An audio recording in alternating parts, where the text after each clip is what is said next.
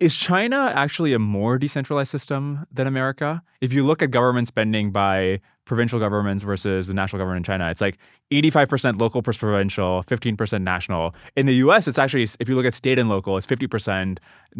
Federal government is 50%. When you think of an authoritarian system, you often think of it as like very top down. The center controls everything. But if you look at these numbers, it just seems like it's quite decentralized. Or is that the wrong way to look at the numbers? I think for a while, China was quite decentralized. So this is kind of from the mid-1970s all the way until the mid-1990s. China was very decentralized, where local governments generated a lot of revenue, but they also spent a lot of money. And it incentivized them to do, kind of basically good things, such as trying to attract as much FDI as possible, trying to attract as much local investment as possible, give tax breaks, and so on and so forth. So I think, China had a very good period of mainly sort of private sector-driven growth because of this fiscal decentralization. And that's the understanding of, I think, most economists.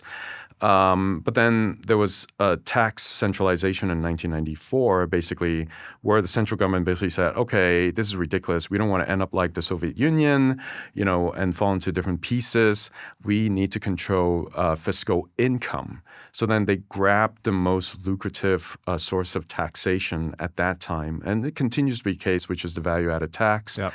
And so the collection of value-added taxes, and then also in subsequent decades, pretty much all other tax categories are now collected by the central government. Then they reimburse part of the money to the provinces. And then supposedly they say, okay, now you can spend the money as you wish. But in reality, that's not the case. So in reality, it's kind of like, well, if you do this thing, then I'll give you a little bit of money. But you have to do the thing that I want you to do to get this money, to get this grant, basically.